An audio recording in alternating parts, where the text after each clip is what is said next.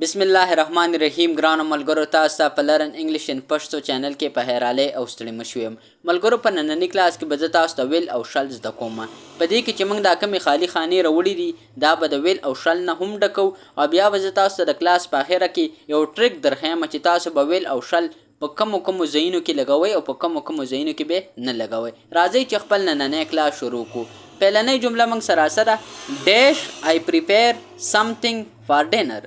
نو په دې کې به موږ څه لګو؟ په دې کې به موږ لګو شل I prepare something for dinner. ډیش دویم نمبر جمله چې موږ څه کومه راسره I dash help you with your homework. نو په دې کې به موږ څه لګو؟ په دې کې به موږ لګو I shall help you with your homework. She dash do her homework later on. په دې کې به موږ څه لګو؟ She will do her homework later on. Caroline dash be home by 8 o'clock. نو په دې کې به موږ څه لګو؟ Caroline will be home by 8 o'clock. I dash get you something to drink. په دې کې به موږ څه لګو؟ I shall get you something to drink. Dash we go for dinner tonight.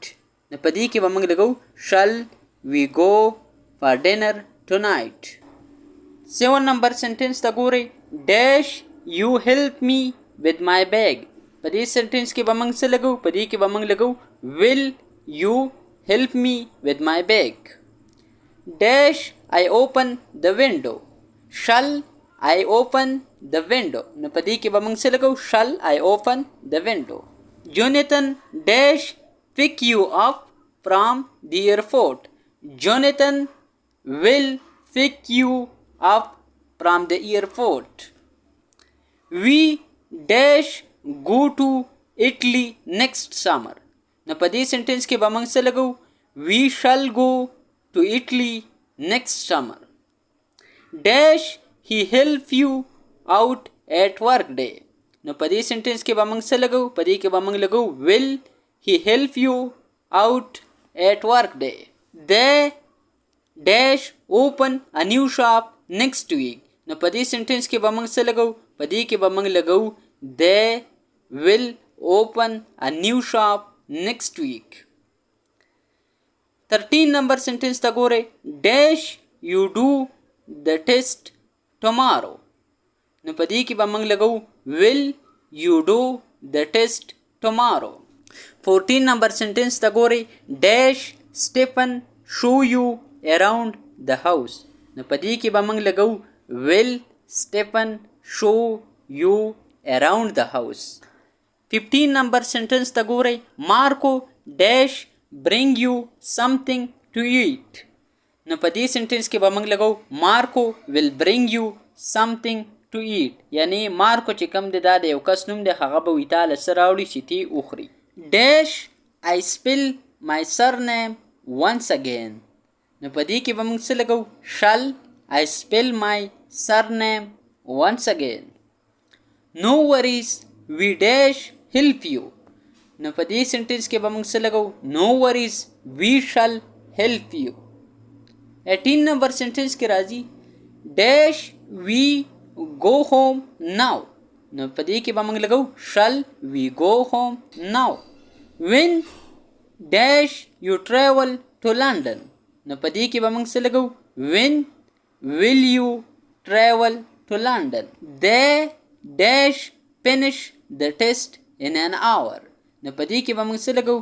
they will finish the test in an hour. ملګرو، اوس به زه تاسو ته ټریک درښیم چې شل به موږ د څه سره لګو.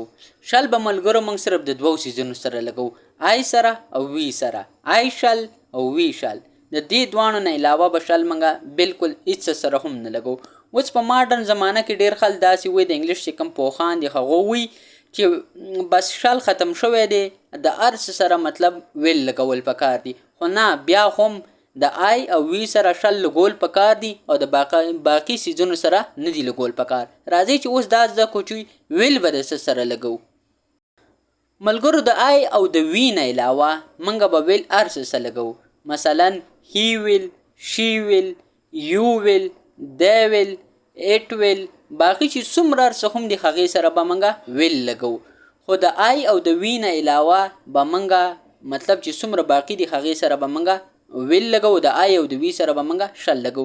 خو که چېرته تاسو د آی او وی سره هم ویل ولګوئ نو بیا هم څه مسله یا مطلب څه غلط نه دی، دواړو سره لګولی شئ. ویل مطلب تاسو د هر څه سره هم لګولی شئ، بیا هم ټیک ده. ملګرو نننی کلاس ما ډېر په ګرانه جوړ کړی، ډېر زیات تکلیف او راته پې میلاو شو، خو بیا هم موږ کوشش کوو چې تاسو دپاره ښه کلاسونه راوړو چې تاسو ترې پیدا واخلئ. ملګرو نننی کلاس زموږ پای ته ورسېدو، اوس ماله اجازت راکئ. انشاءالله تاسو سره به په یو بل نوي کلاس کې ملاقات کیږي. ما په خپلو دواګانو کې یاد ساتئ او د خپل ځان هم ډېر ډېر خیال ساتئ. چېرته چې هم اوسئ خوشحاله او آباد اوسئ، د خپل ځان ډېر ډېر خیال ساتئ. د الله په امان.